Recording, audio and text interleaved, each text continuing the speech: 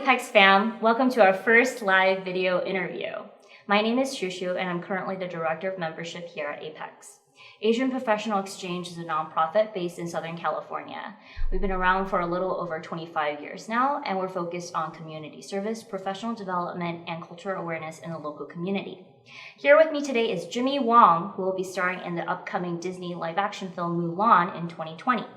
Jimmy is known for his viral YouTube song called Ching Chong Asians in the Library, made in response to racist remarks towards the UCLA Asian American community. He has since starred in Video Game High School, a production by his brother Freddie Wong, created his own cooking show on YouTube called Feast of Fiction, and co-hosted a Disney variety video game show, Polaris Primetime. Bingo. Hi, Jimmy. How are you doing today? I'm good. I don't even think I could make it through that list. That's a lot of stuff. It is a lot. So before we get into the heavy questions, we wanted to do 3 rapid-fire ones. Oh, cool. Dogs or cats? Oh, dogs. Dogs. I'm allergic to cats more than dogs. I'm also allergic to dogs, but I also own a dog, and so I just love them more. Makes sense. Rice or noodles? Cheese. Rice. Rice, okay. And World of Warcraft or League of Legends? Oh, no. I have a long history with both of these games. I've worked for Riot Games as a host on their community show. I played probably close to 800 hours of League of Legends, but I also moved out of my house when I was a kid to play more World of Warcraft because I was so obsessed with it when I was 18. Wow. So it's a tie. They both have large impacts on my life. Yeah, sounds like it. Okay, now we're gonna get into the nitty-gritty. Okay. So, growing up in an Asian household, there are certain expectations to become an engineer, a doctor, or a lawyer. When did you know that you wanted to go into arts or film, cooking? Mm-hmm. And how did you break it to your parents? So growing up, my parents were definitely, prototypical in that they wanted my brother and me to both study piano. So we played classical piano for 8+ years, practiced anywhere from 1 to 2 hours a day, went to weekly lessons, and it was definitely not a cheap affair. So I think my brother and I both recognized that it was something that was very important to my parents. And also, we enjoyed it to the degree that we could. I don't think we were, cognizant enough of like all of the hours of practice we were putting in comparison to what our friends weren't doing. But for us, it was like, this is just what you had to do. So it was never something that we questioned. It was definitely something we complained about more than anything else. Just being like, oh, I have to play another hour of piano right now. Yeah. All right, well, let's spend 30 minutes doing warm-ups because this is easy to just, mess around with. And then growing up, so I guess that was always part of the performance part of it, because playing piano meant that you had to do recitals, workshops, and things like that, and play in front of other people. And that was something I think from a very early age took the idea of stage fright away from me. And I also participated in my high school theater and loved singing and was in a band for a little bit. So all of these other elements of performing were always instilled in my childhood. But there was never a moment that I had to break it to my parents that I was going to not do the stereotypical / prototypical thing of what an Asian parent might expect their kid to be. So for me, engineering and stuff in computer science and stuff just never really interested me. I liked playing video games, and I liked being loud, and I liked playing music, and I liked doing all that stuff. So when I went to college, I just sort of naturally followed along that path, and I ended up going into a major in theater, which I think was a total waste of time, to be completely honest, because while I did learn a lot and there was a lot of fundamental stuff that was important there, I usually tell people that I learned more in my first year in LA as an actor than I did in 4 years of college, just because it's real life and it's much more practical instead of being sequestered away in a small liberal arts school in the Northeast.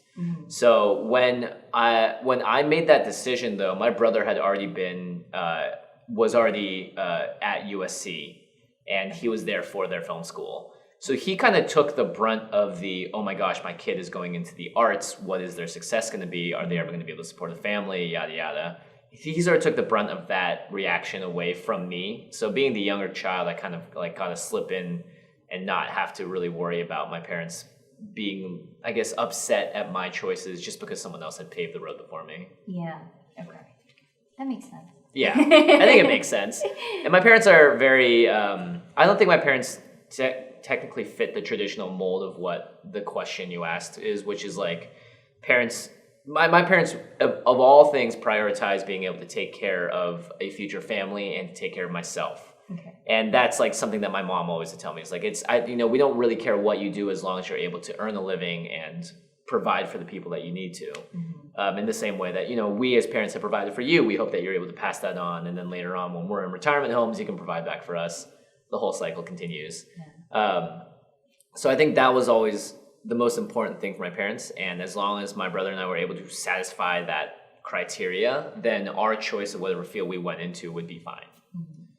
And so following up on that, who are some of your role models growing up? I had a lot of different role models growing up. I think for me, I loved watching movies and stuff. I loved, Rocky, I remember, as being this movie that I would bounce around the house and jump off the bed and like pretend to shadow box stuff just because I liked the underdog the underdog story of what Rocky was. I loved Star Wars and Han Solo and all of the I think something about me always enjoyed seeing characters on screen that sort of played against the odds. You never knew what was going to happen. They were going to get lucky, or maybe their wit was going to outshine the day. And so growing up, I loved a lot of that. I also did watch a lot of martial arts movies. My uncle is a director named Corey Yuen. So he was like the personal martial arts choreographer for Jet Li for a lot of movies. Wow. So we grew up just having this in the family. So I watched a lot of Jet Li movies, a lot of Jackie Chan movies, a lot of Bruce Lee stuff.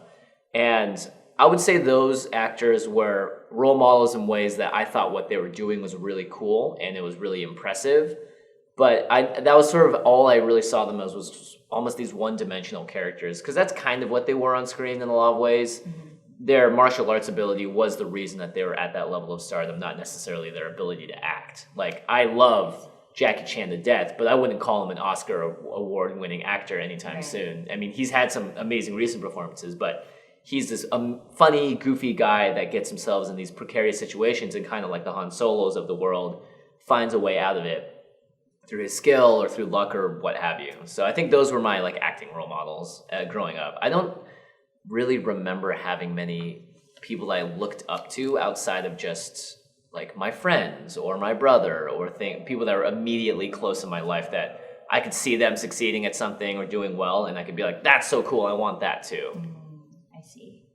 So let's talk about your YouTube song, Ching Chong, Asians in the Library. What inspired you to do that, and how did it come about? Back in 2011, there was a girl in a sorority at UCLA, and she decided that she really wanted to post videos on YouTube. And I believe now, knowing after the fact, that it was her and her dad planned out a series of videos where she would basically air out her complaints about something.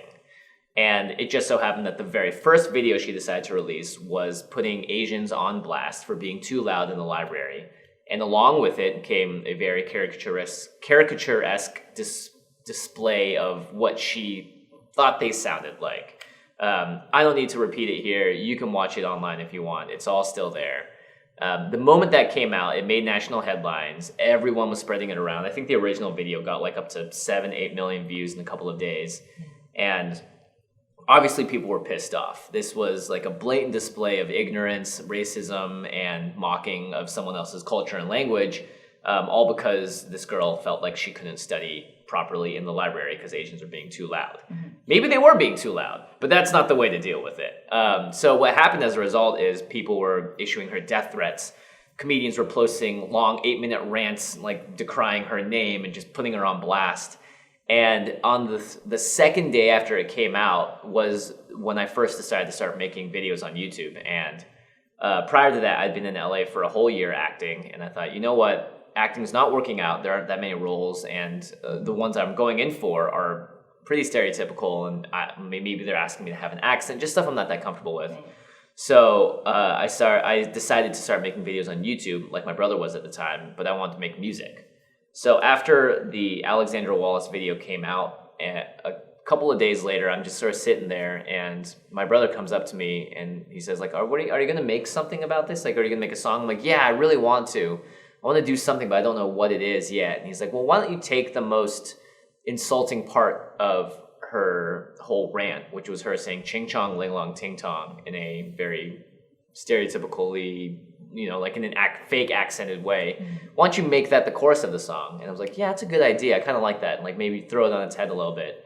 So I tinkered around with it, and in like the course of 3 hours, I watched her video like 6 times, took all of her own words out of her own mouth and placed it as the lyrics in my song, and then came up with this whole thing that was sort of like a love ballad to the person, to Alexandra, and recontextualizing the words that were once very, I guess, hateful and hurtful, and retranslating them as a joke into words that meant like "I love you," because that's the name of the song. It's Ching Chong. It means I love you.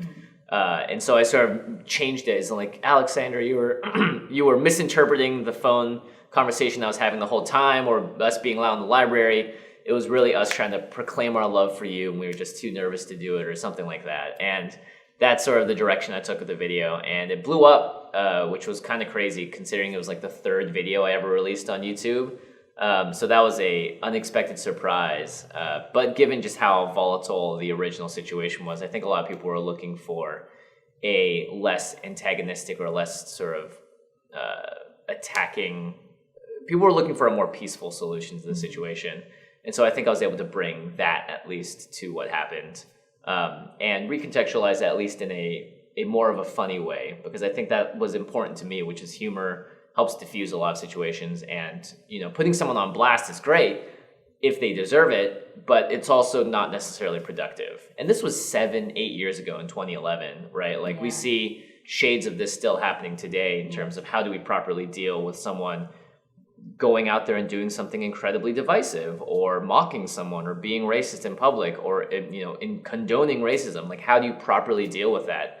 And I think we've seen again the same spectrum of people, all the way from issuing death threats all the way to people just ignoring it completely. And I think humor is a way to sort of bridge that gap and hopefully bring everyone a little closer together. It's a great song, by the way. Thank you. I appreciate that. I don't think I'll ever write a song quite as good. Who knows?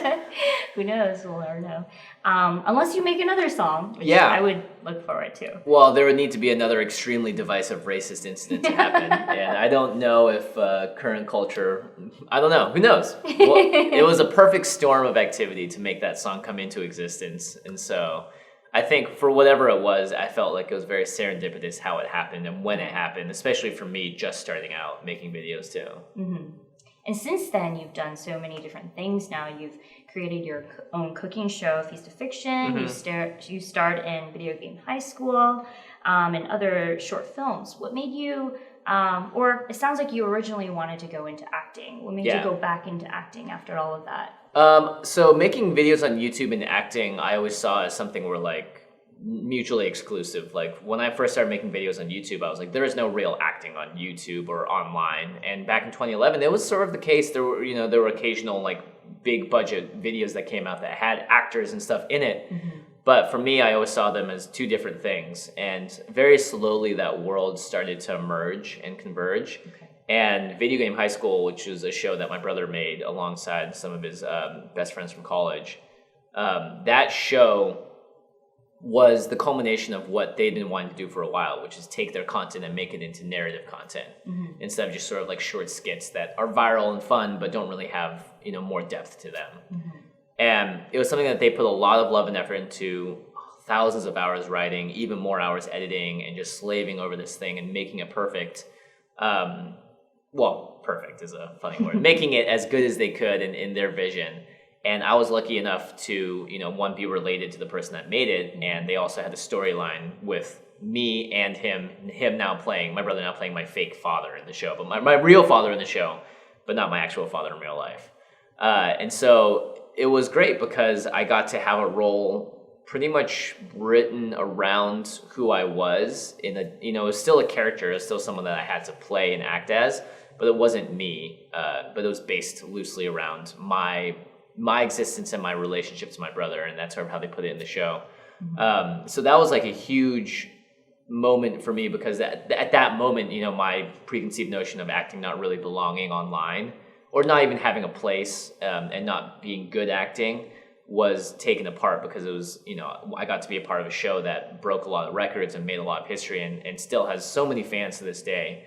So that was a big part of why, it's not like I ever quit acting. I was just waiting for opportunities to come up. And if they were, if they did come up, like I still went on auditions when I was doing YouTube videos, right? I was still going out for stuff. Right. But it was just the year before I started YouTube, I was going out so rarely that it just didn't seem worth it to keep that pattern of behavior going. I had to do something to infuse my life with more action, more creation, so that I wouldn't just sort of shrivel up and get despondent or angry and not do anything. So the effects in Video Game High School were amazing. Yeah. That was sort of what Freddie and those guys were known for, which is like we can make short viral videos with cool VFX. And at the time on YouTube, no one else was doing that. Right. So that was their greatest strength. And they also had a film school, traditional film school education. So they were able to frame things correctly and tell a story correctly within 3 minutes that made sense.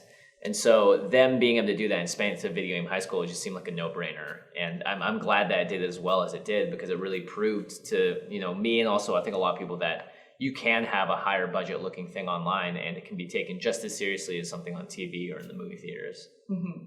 And you and Freddie are both now in YouTube stardom. And, YouTube stardom, a word that our children will be mystified by. So how has that been working with your brother, and has there ever been any sibling rivalry? I think sibling rivalry was thrown out the window when we were growing up, because we settled into a very just like pattern. I mean, my brother's only a year and a half older than me, so we're very close. Mm-hmm. So the sibling rivalry we ever had would be more like I had a chip on my shoulder because I wanted to, as being the younger brother, things come a lot easier to you in life. You get away with more things. You're allowed to not have the same pressure that the older sibling does. Mm-hmm. At the same time, you don't have the same spotlight, right? You're kind of in the shadow of your brother. And when it first came to LA, Freddie already had like 2 million subscribers on his YouTube channel. Yeah. And so that's why I had an aversion to doing YouTube in the first place. And that's why I went to school all the way out on the other side of the coast, in the East Coast, and he went to LA, was because I was trying to, find who define myself, not in context to who he was, right? Which is like what it was growing up, because you live in the same house, you go to the same school, you're just a year apart, you have all the same friends. So when I first came back to LA, we did live together, but for me it was very much like, I'm sitting out my own, I'm going to do this my way. Much to the chagrin of my mom, who was always like, great, you guys are back together, you should be working together on everything and supporting each other, your family, you always have each other's backs. But the first 7 years that we were out here, we kind of ran on parallel tracks where we were both doing our thing. Freddie was more in the director, editor, cinematographer world, and I was more on the actor, performance, hosting side. So we were both doing that simultaneously. So I'd say sibling rivalry wasn't a huge issue, fortunately. And working together is pretty easy because we don't need to mince words necessarily. Mm-hmm. Maybe if we're around a bunch of people, we can't just get right to the point, because everyone else would be like, holy crap, they're going nuts. But we're, having known each other now for 30 plus years, we forgive each other almost instantly if something gets heated, and we were able to work past stuff really quickly. So I think that's been a strong part of being able to work together in the few chances that we have been able to. Yeah, sounds like you're a great relationship. Yeah, we've had rocky points. I think every sibling has, their own vendettas and pain points with each other, but after a while, and I guess this comes with age too, you kind of just learn to put some of those aside for just basic understanding that they're not maliciously trying to do this to you. Mm-hmm. The chip on your shoulder, they didn't put it there. You're the one that chipped it in there in the first place. It's small things like that. Yeah. Okay, so moving on to Mulan. How did you find out that you got a part in the film? I found out when my manager called me and told me that you got it. So it was very normal. It was probably the most normal audition process I've ever been on. Maybe because it was such a high-level movie that it was very standard. I went in, I got the audition call for it. I went in, I read the sides in the scene with the casting director and one of her assistants, and I left. 2 months later, I got called back for a callback, and I went back in, and it was the casting director, her assistant, and then the director of the movie, as well as one of the executive producers. I read the scene again, did it twice, and left. And then 2 months later, I got the call and was like, hey, you got the part. And I was like, amazing. So It was a long process. And I think because it took so long, usually callbacks and auditions happen much faster. It's within a week or within the month. Because it took so long, I didn't have any expectations for it. So when it finally came around, I was very relieved. But had I not gotten it, I think I also would have been fine, just because at that point, it was sort of like a wave. It was not in my memory because it was, it's been such a long time since I had auditioned. So how did you prepare for the audition, or how did you prepare for the role? Same way I prepare for most stuff, which is first things first, memorize the lines and try to memorize it Method acting. Yeah, method. The way I like to memorize lines is to just memorize the words as like robotic as possible, almost like you are Spock or an android reading it, so that you just know the words. You're not putting any emphasis on anything by accident. You're not imbuing certain sentences with like an emotion that may not be right. And then once you have all the words set, you can go to town working on it. So figuring out, okay, what do I, when this scene starts, where am I? How do I feel?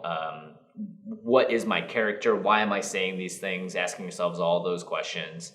And just working through it bit by bit, trying to see it holistically from the whole scene as a whole. And this was a very simple scene. It was.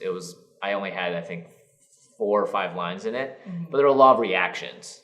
And in the case of reactions, it's really hard to react to something when you're just reading the thing and being like, so-and-so says this, everyone laughs.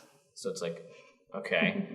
When you're reading it to yourself, it's hard to react as like trying to put yourself in someone else's character's voice, saying it, and then laughing at it.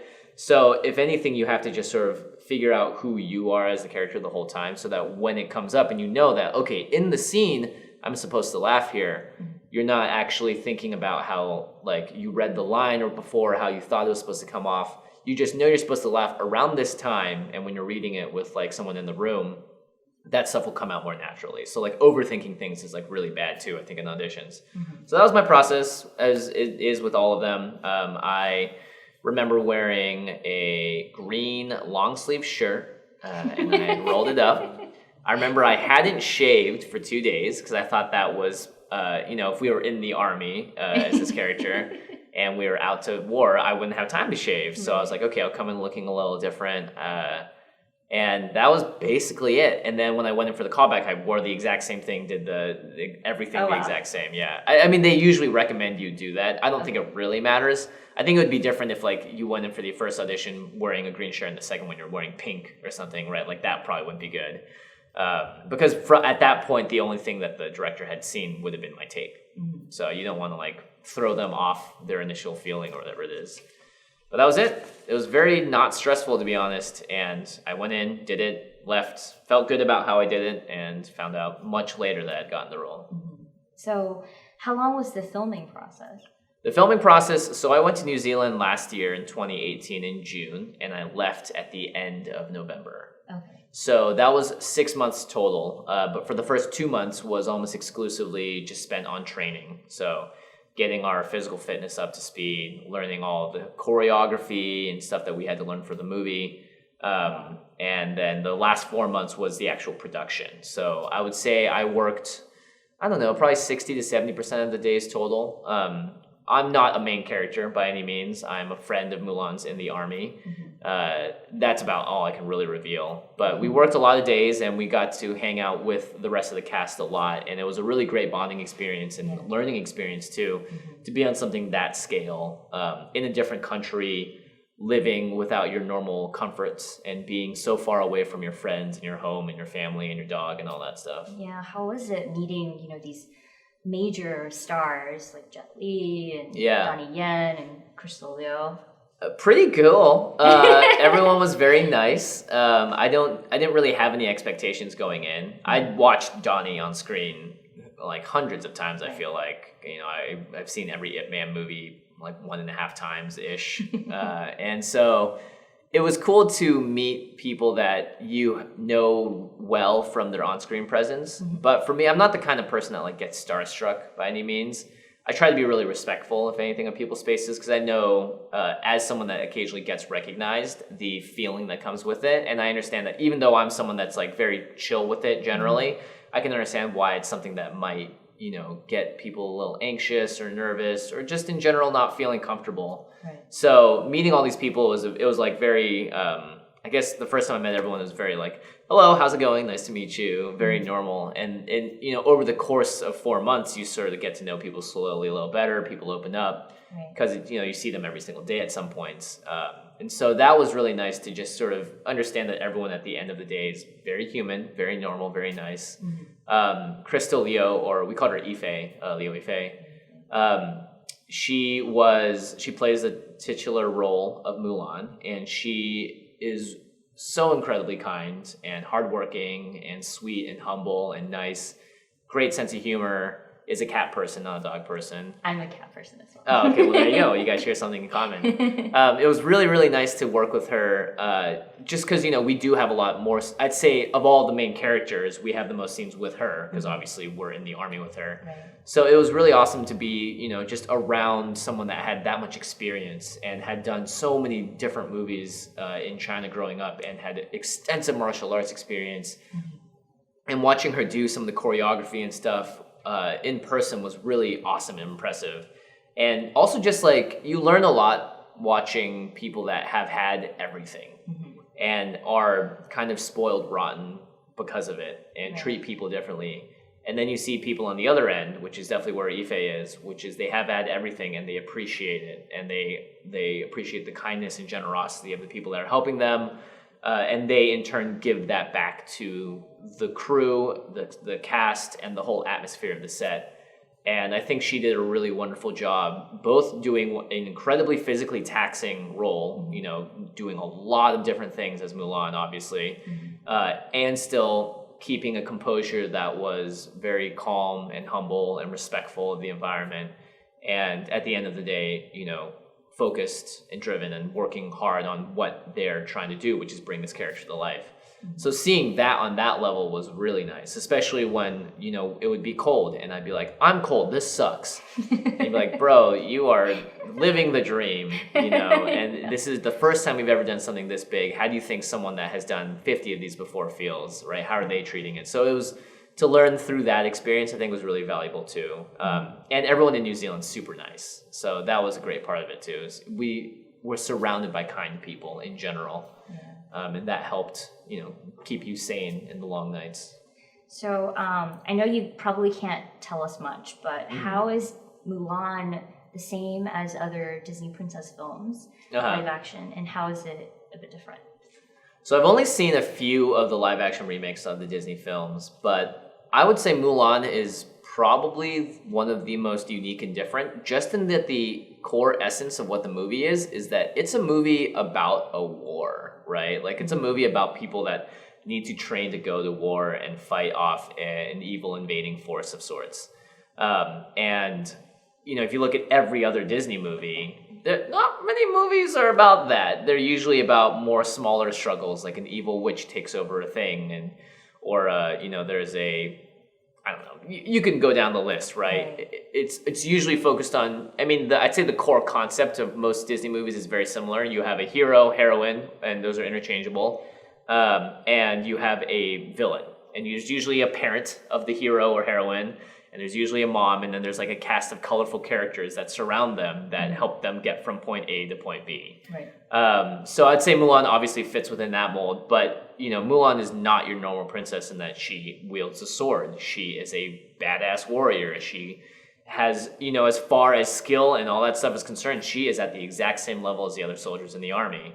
I think Mulan is really important for a lot of young girls and guys growing up too, just because it does break the princess norm. And I think Disney's doing a really good job in terms of changing up what it used to be in the traditional animation days and bringing, really awesome, fresh new characters and strong female characters to the forefront. So we have Moana, you have Elsa, and all of Frozen, and Mulan, I think, is right up there, as well as a princess that isn't. I wouldn't even call Mulan a princess in a lot of ways because that's a very Western term, and the big thing about Mulan that I think has resonated with so many people is that this is a traditionally Chinese story. It is an Asian movie. And Disney really went to a lot of lengths to make sure that the casting was representative of that as well in this remake of it.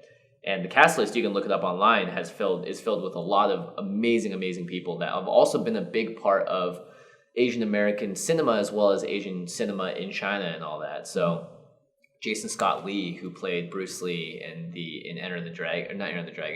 Dragon, the Bruce Lee story. Jason Scott Lee, amazing actor. Ron Yuan, like all these guys have been around the block, and they, they understand what it was like to be. I thought it was hard coming here in 2011. Like, imagine how different and hard it must have been in the 80s and 90s in Hollywood. So I think that's a huge part of why Mulan resonates with so many people, is that this, you really don't have a story that is so culturally different and set in a different world. It's not something that happens that often in movies in general for Hollywood, right? I mean, we do get a lot of diverse stories and stuff out there, but as far as Asian stories go, I would say that we're definitely one of the most underrepresented groups. And so a movie like Mulan, at the scale it is from a studio like Disney, and it's going to be as big as it is, I think it's going to be a huge turning point for a lot of people watching cinema, and for people around the world, because Hollywood is sort of still the premier destination for entertainment and movies. Mm-hmm. And it's going to have a big resonating impact. And Mulan being a strong princess that is, courageous, fights with the best of them, is the savior of China and all that stuff. That's awesome. That's great. So up until quite recently, actually, there hasn't been much Asian representation in Western media, as you said before as well. What are your thoughts on how this has been changing, and what are some of the hurdles that still exist? Asian representation is something that is always going to be important to me, because it's just, like I said, when I was growing up, I loved Han Solo, I loved Jackie Chan and Bruce Lee, and there's a fundamental difference between Han Solo and the other two, which is Han Solo, and this is as vain as it gets, but imagine you're an 8-year-old child, right? Han Solo gets the girl, and he is suave, he's a swashbuckler, and he's like kind of a sex icon. It's Harrison Ford. Jackie Chan and Jet Li, I don't think we ever actually see them kiss anyone or ever think about them in a romantic way. And so growing up, I think the idea of representation was sort of solidified in my mind, as I kind of had it in my head that Asians just didn't have that. We didn't have romantic entanglements. We weren't, at the center of affairs or anything in that world. It was just not, we fought people, we kicked their butts. And, that as a young kid, I thought that was still cool, because, watching Jackie Chan on screen was awesome, and seeing the stuff he did made me want to do the same stuff. But it sort of has this more subtle effect, I think, across a larger swath of society, which is, you're not the only one watching these movies. Everyone in America and in the world watches these movies, and as a result gets an impression of the things that happen based on what they see in the media, what they see in the news, and what they see on TV and in movies. So fast forward to 2011, when someone like Alexandra Wallace uses the words "Xing Chong Ling Long Ting Tong" in a stereotypical accent, one might say an accent that is very reminiscent of how people like Bruce Lee kind of spoke and Jet Li kind of spoke back in the day. You have to wonder, where do you learn this from, and where do you think that it's okay to talk like this? And I think it's because the lack of representation in media and everything else means that Asians become sort of an easy target, that it's really easy to be casually racist towards Asians. And I think that's an undercurrent of a lot of how sort of racism can be nefarious and like very subtle and also dangerous, because it's not like saying the N-word out loud, right? It's in a way that's a little more like, oh, you're so smart, you don't deserve this, or like you already have this thing, like why, like you've already assimilated with society, so why should you get any, like we don't need to give you any extra benefit. It's a whole list of different things, and I think at the core of it, not seeing enough Asians on screen and doing things and in public spaces leads people to create stereotypes, because they don't have anything that can really break that stereotype.